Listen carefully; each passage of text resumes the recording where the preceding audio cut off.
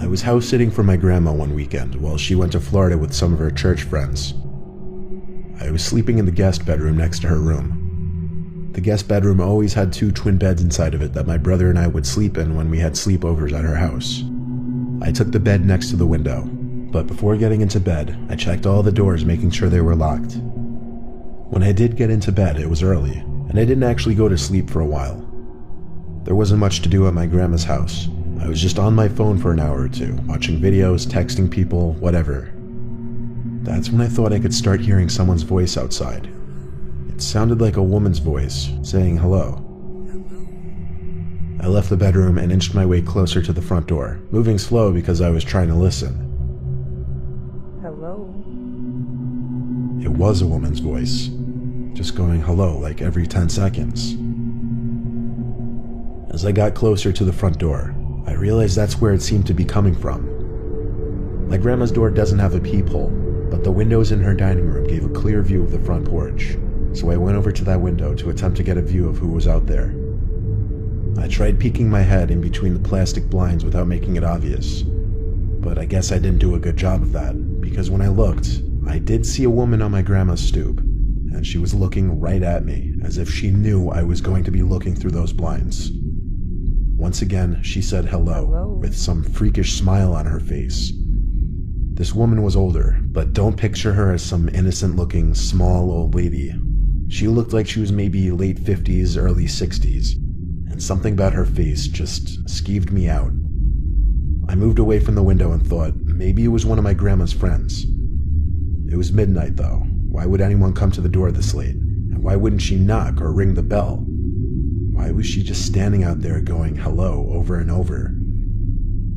I was genuinely unsettled. I just went back to the guest bedroom and shut the door. Now with the door shut as opposed to before, I couldn't hear that woman anymore. Maybe it was that, or she just decided to leave. I started texting everyone about it, my sisters, my friends, telling them how bizarre it was. But a good amount of time passed in silence, and I was starting to calm down. My sisters were telling me to call Grandma, but there was a 0% chance she was awake, and she barely ever even checked her cell phone anyway. Just like that, something broke the silence. A banging at the window. Not a knocking or tapping, banging. I felt that fierce pain in my chest area as my body entered that fight or flight mode. Shortly after the banging stopped, I heard that familiar voice say hello. With that boost of adrenaline, I guess I had the extra confidence to grab the blind and push it up. There I was, face to face with this horrifying older lady, with only a thin layer of glass between us. I screamed at her smiling, gross face, "I'm calling the cops."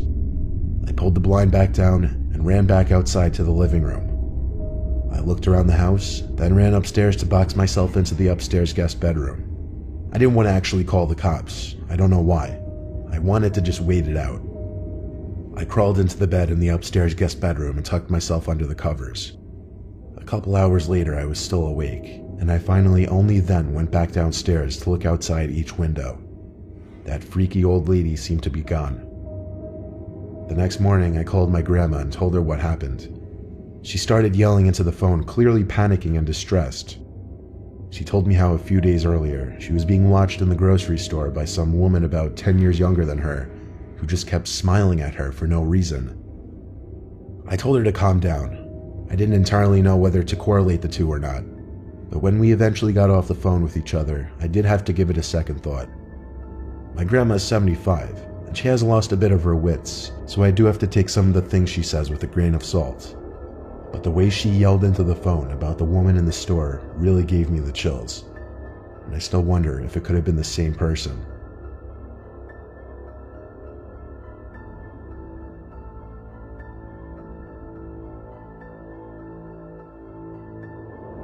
My name is Nicholas. I'm currently a freshman at Syracuse University, which doesn't exactly sit in the safest area. I just went through a breakup with my first girlfriend, so I started getting back into the online dating scene. I was using the app Hinge when I found some blonde girl named Stephanie who I really connected with. She also went to Syracuse. We both liked to read, go to the movies, we even had the same sense of humor. I suggested we go on a movie date, and she said she'd love to. She told me to meet her at some specific point near campus and she'd pick me up. So, around 9 o'clock, I waited on some corner of a normal neighborhood block, waiting for Stephanie. She asked me to share my location with her, and so I did.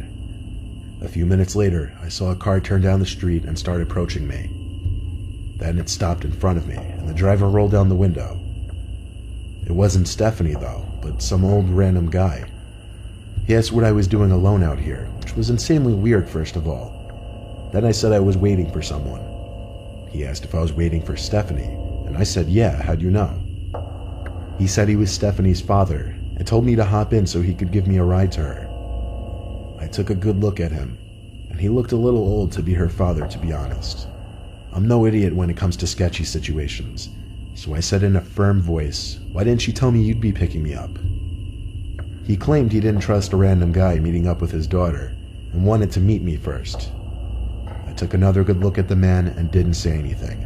I simply started walking away in the opposite direction from where his car was facing. He started yelling hey hey, sounding surprised that I was just walking away like that, but I've heard way too many kidnapping stories to know where this could potentially go. I heard the guy's car moving, and I turned to make sure he wasn't doing a U-turn to follow me. I breathed a sigh of relief when he drove straight and turned left out of sight. I continued walking down the block towards campus. I got to the corner of the block and was just about to make a turn when I noticed what I was pretty sure to be the same car the man was driving, just parked on the side of the road with the light shut off. I briefly tried looking into the window as I passed, but the glass was tinted. I tried not making it obvious that I was suspicious and continued walking. I got a text from this so-called Stephanie person saying, why didn't you get in the car with my dad? I ignored the text and continued walking. I kept looking back to see if the car would move. When I got to an intersection in the road, I turned right and then full-on booked it in the direction of campus. Surprisingly, I wasn't followed. I made it back to campus out of breath and started walking to my dorm building. I felt like I heard footsteps following me, though. I thought maybe I was being paranoid, but when I heard a piece of broken glass being kicked by someone's shoe, I knew I was being tailed. I made a point of ducking down behind a van and stopping to give me time to listen for where their footsteps were coming. They were a few cars away from me. Then I remembered. I never stopped sharing my location with Stephanie, or should I say that man. I saw him. It was that old man. He was approaching from between two cars across from me. He yelled something that I didn't fully understand, but it sounded like he said, "Come back and I'll take you to her." He had to be like 60-something. There's no way he would catch me if I sprinted. I lost him easily when I ran, and made it back to my dorm room. My roommate wasn't there, so I had no one to talk to about it. But when I lay in my bed, I got another text from that man, and it was shocking. It said, "You're a little piece of fucking shit. You're lucky you got away. I would have strangled your ugly ass." I still have the screenshot. I replied saying thanks for the threat, it's going straight to the police, and I blocked his number. I still have the conversation saved as evidence, and I plan on going to the police with it eventually. Hopefully they are able to do something about it.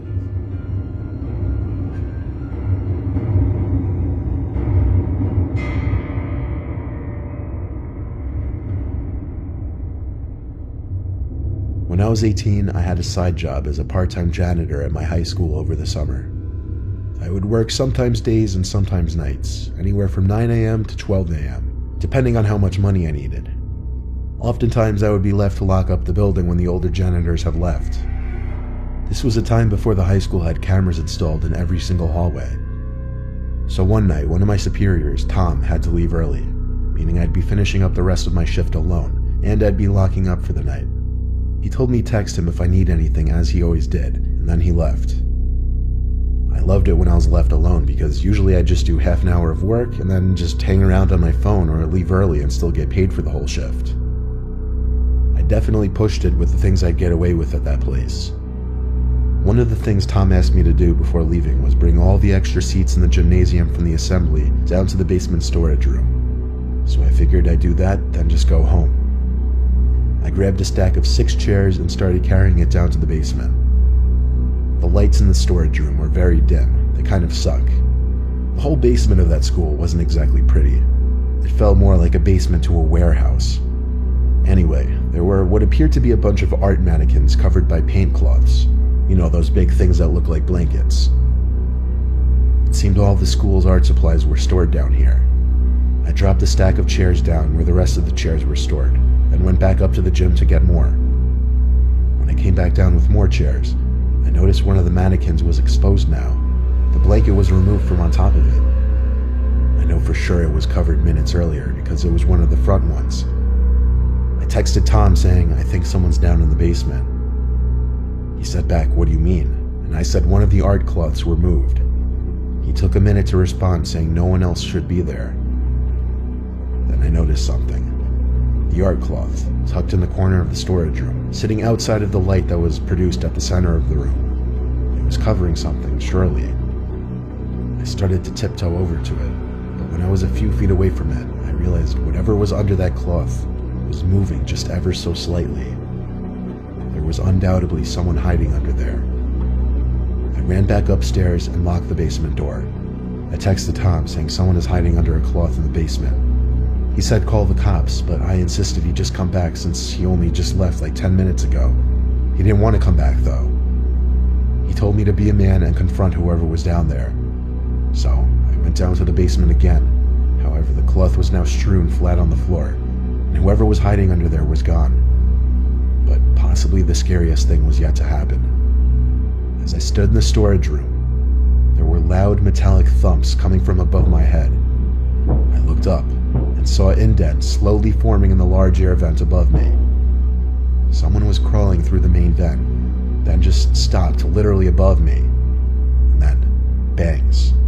Bangs like whoever was in there was trying to break open the floor of the air vent. I didn't know what was happening, but I was officially done with this.